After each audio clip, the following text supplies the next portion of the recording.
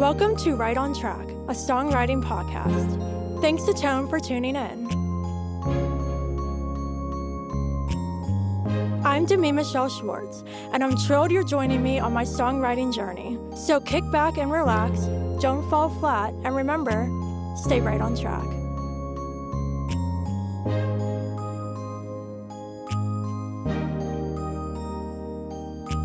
Hey everyone, welcome back to Right on Track. Joining me on the show for a conversation today is Ana Cristina Cash. Hi, Anna. Hi, how are you doing? I'm fantastic. How are you doing? Doing great. Honestly, I'm awesome.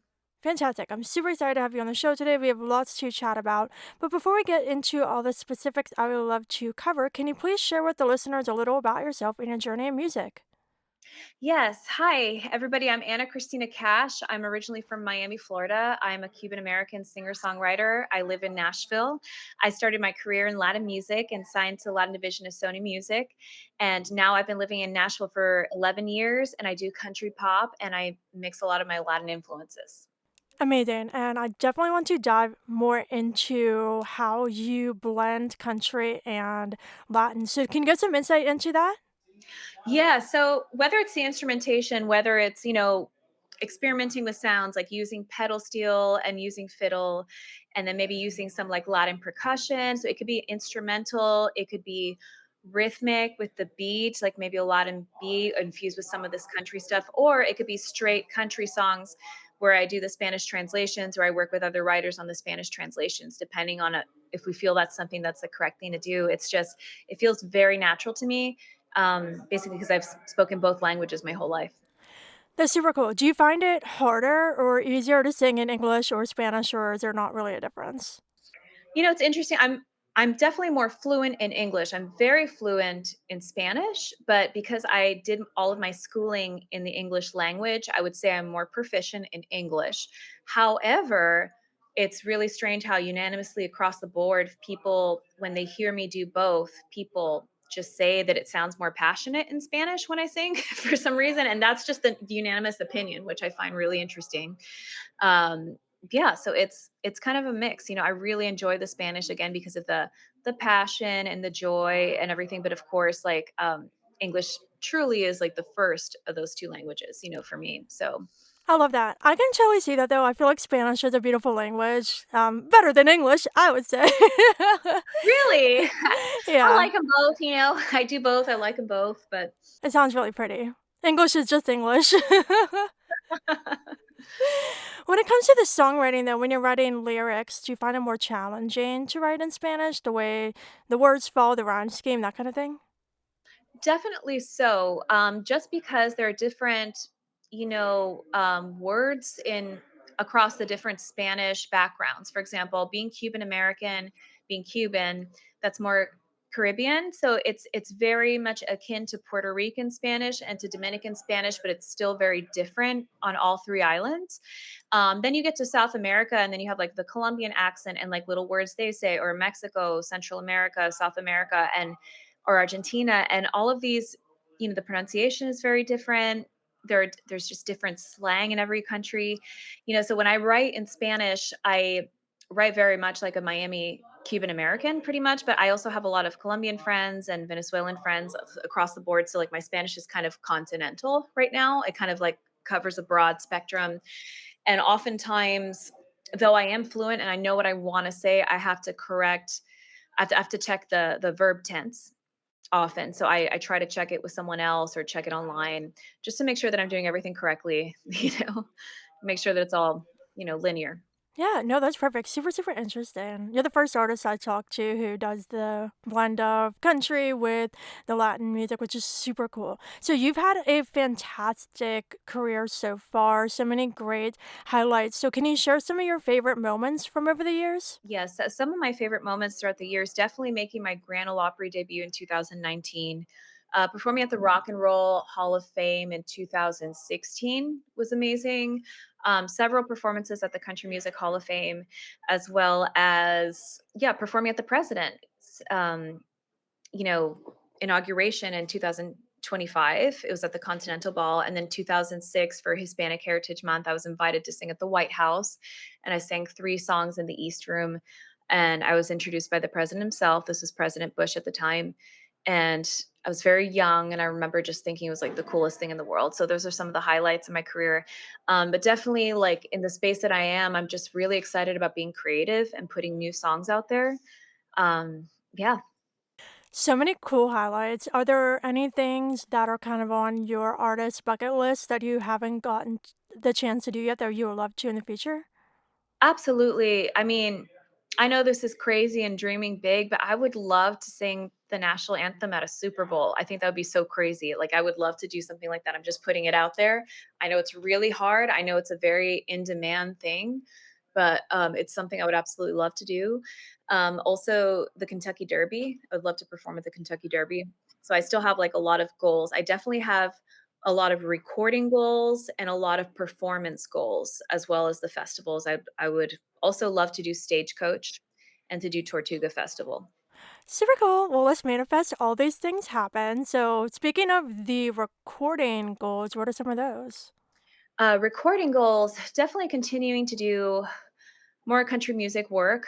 The album, the EP, the Sunshine State EP that I'm releasing right now, that is spawning all these singles. Like a lot of them have the translations, and it's more pop contemporary. I'm so excited to do it because I really want to work with beats and work with country instrumentation. But I would like to do a traditional country record at some point as well, just very traditional, as well as a full Spanish record too, and maybe even a gospel record. So I have just so many creative goals right now, and I feel like now is kind of the time to get it going. Yeah, absolutely. And speaking of the Sunshine State EP, let's chat about that next. So, this one coming out in September is Volume 1. I'm assuming there's a Volume 2, right?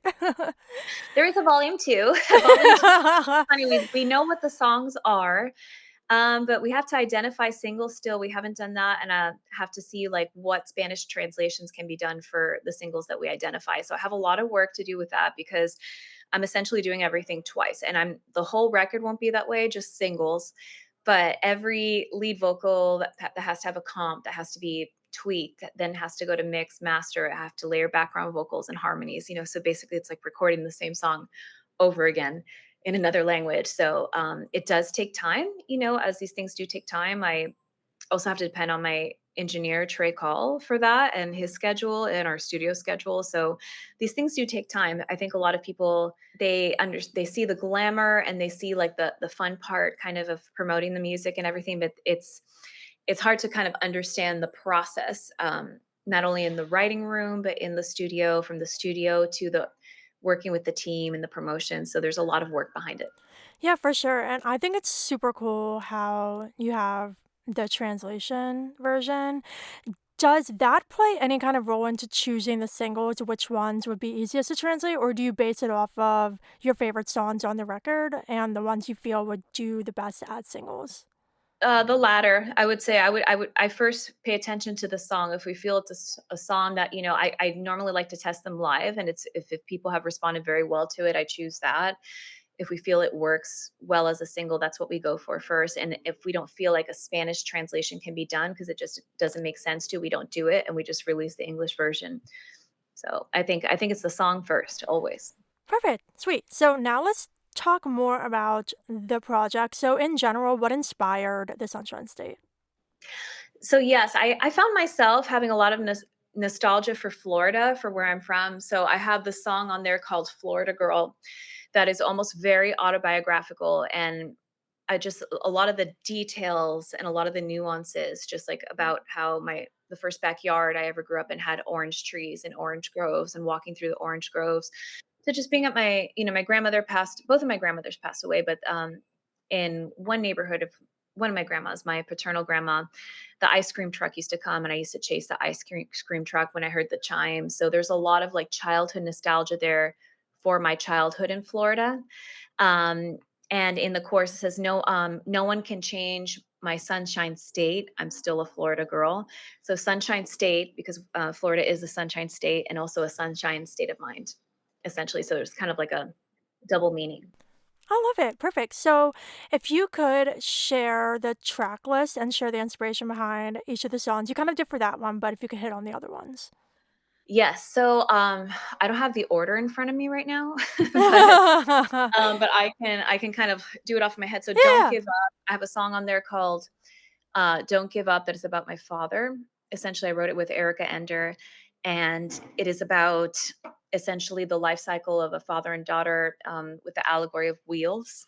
Essentially, kind of having showing like my dad driving me around and teaching me all he knows, and then teaching me how to ride a bike and to fend for myself, and then kind of when he's older, rolling him in a wheelchair. My father is currently in a wheelchair right now. He had a stroke 2 years ago, and we thought we would lose him essentially. So it's a very emotional song for me. So that song is on there, as well as Last Call is more of a fun, kind of like almost pop country rock and roll song that I wrote with Willie Breeding and Jody Marr. And that has the Spanish translation of the Última Llamada.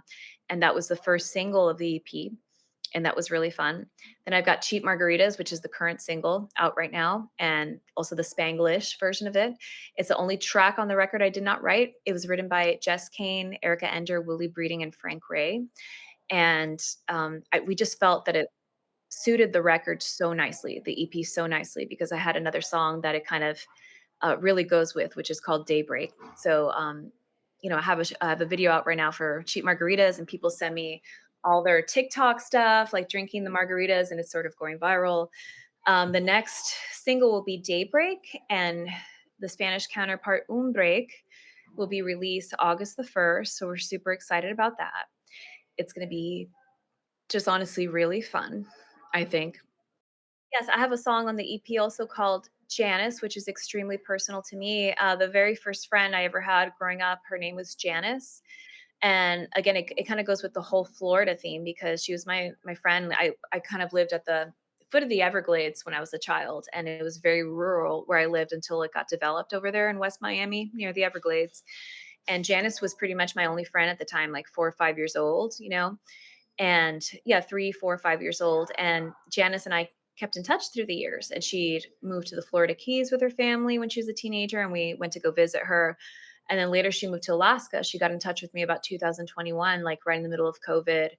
And then all of a sudden, she kind of dropped all of her social media, my friend Janice, and there's no way of reaching her. I know where she lives in Alaska, but I just thought that was interesting that she just kind of decided to check out, and it was very mysterious to me. So I sort of wrote the song about remembering the simpler times, really, before life kind of gives us different things to tackle, and the innocence of childhood. So that's what Janice is about. And I wrote that by myself on my guitar. So I'm super curious to know because you have this split into two volumes. Were all the songs written? I know you're still trying to decide the singles for volume two, but were all the songs written kind of at the same time and then you split them? Or is there a clear difference between the vibe of volume one and volume two? No, I think they were kind of all of these songs, and there will be an album after EP1, EP2. There will be an album and probably even more things I've added since then. It's kind of a mixture of things I've written and co-written in the last 3 years. So essentially when a lot of these were tracked, that was when we decided to divide them. My husband was the producer on this record, John Carter Cash, as well as Willie Breeding. They were co-producers on this project. We kind of did an honest assessment of what songs would work well together as a unit. So the songs on Sunshine State EP we felt flowed well with each other, like led into one story to the other. And like this particular EP1 again is very much about the nostalgia for Florida, just like different things. There's relationship things here and there. And I think EP2 is going to be, while there are faster tracks on EP1 too, I think EP2 is going to move a lot. There's going to be a lot of percussion, and it feels a little bit more Latin also, the second EP.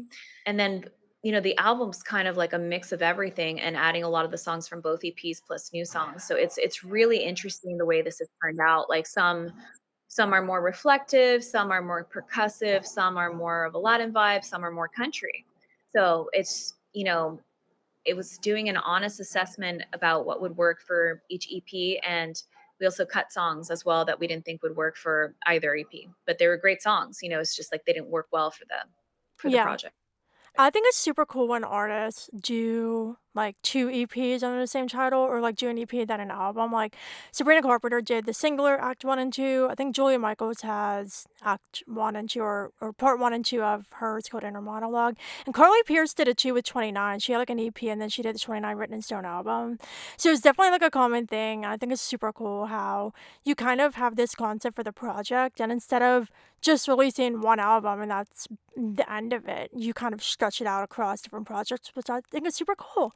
So, to wrap up our chat today, what advice do you have to share with any songwriters listening? Yes. So, what advice would I give to songwriters? I would say definitely keep honing your craft. There will be a lot of opinions. And while it's polite and great to listen to constructive criticism and to use that to become better, you also have to tune out negativity and keep on your artistic path and just realize that every time you put art out there, you're winning. Perfect advice. Thank you so much for joining me. Can you please share with everybody where they can connect with you online and check out your music? Yes. So you can check out my website, anachristinacash.com. And I'm Ana Cristina Cash on Instagram, on X, and on Threads. And on TikTok, I'm Ana Cristina Cash Music. And Christina is without the H. Everyone loves to put the H there, but it's just Cristina. I love the spelling. It's different, which is cool. Oh, The Latin version, really? I That's had no cool. choice in the matter. Oh, I didn't know that. That's super cool. Thanks. No, sweet. Awesome. Thank you. Well, thank you so much for joining me. Listeners, I hope you enjoyed this conversation with Ana Cristina Cash. And of course, until next time, stay Stay right right on on track. track.